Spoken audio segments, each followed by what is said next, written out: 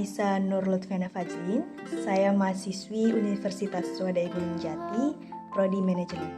Selamat menyaksikan videonya.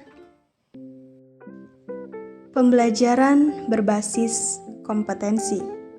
Sasaran dan tujuan dari video ini yaitu untuk semua orang yang ingin mendalami dan juga mengetahui mengenai pembelajaran berbasis kompetensi.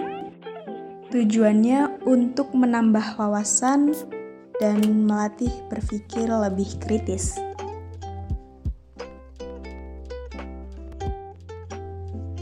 Baiknya kita mengetahui terlebih dahulu apa tujuan pendidikan dan pelatihan berbasis kompetensi. Tujuan pendidikan dan pelatihan adalah menciptakan suatu kompetensi yang diharapkan bisa dicapai oleh peserta yang sudah menyelesaikan proses diklat. Biasanya, kompetensi bisa berbentuk kinerja atau untuk kerja yang baik dalam bidang kehidupan atau untuk pekerjaannya. Dengan kinerja yang baik, dapat dicapai berkat kemampuan untuk menerapkan pengetahuan, keterampilan, dan sikap perilaku.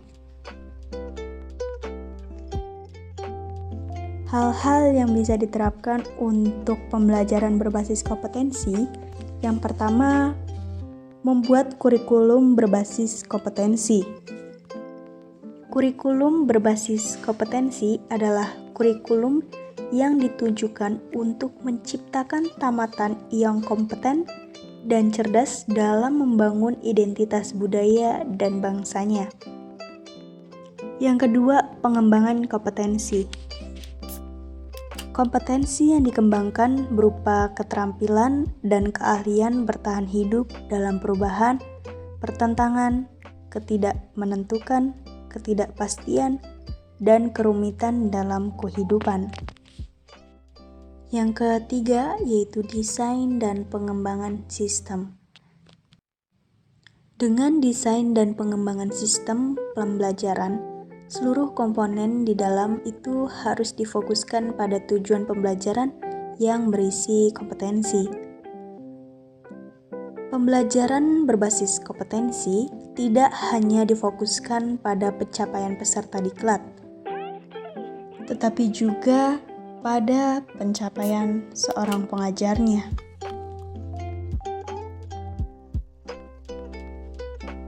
Perbandingan kemampuan dan kompetensi.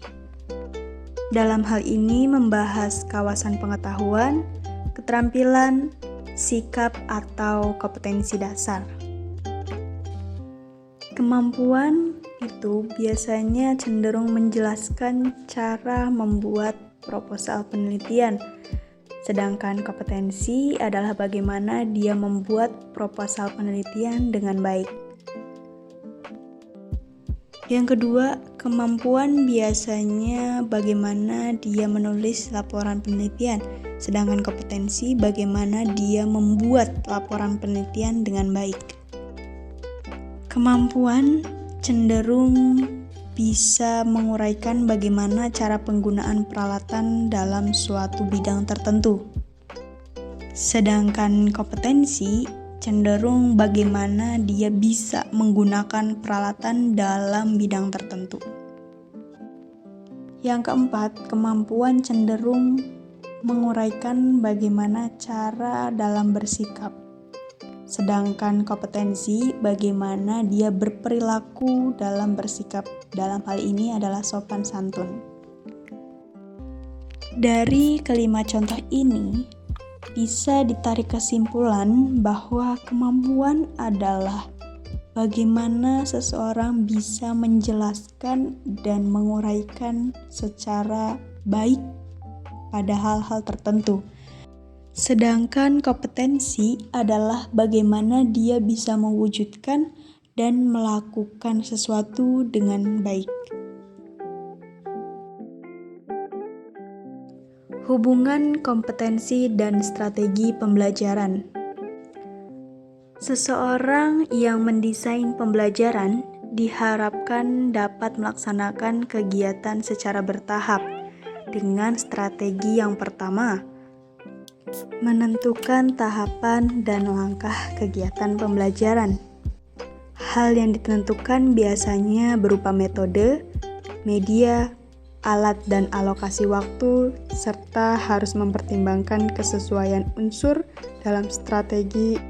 Strategi yang kedua, pengajar juga harus melaksanakan rencana strategi pembelajaran yang sudah disusun dengan memasukkan upaya dan juga pemberian motivasi agar peserta didik memfokuskan perhatian pada seluruh pembelajarannya. Motivasi ini bisa berupa pemberian pujian, penguatan, pemberian latihan relevan, dan sebagainya.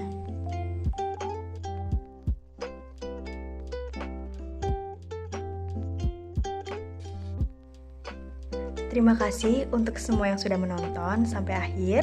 Semoga video ini bermanfaat untuk kita ke depannya.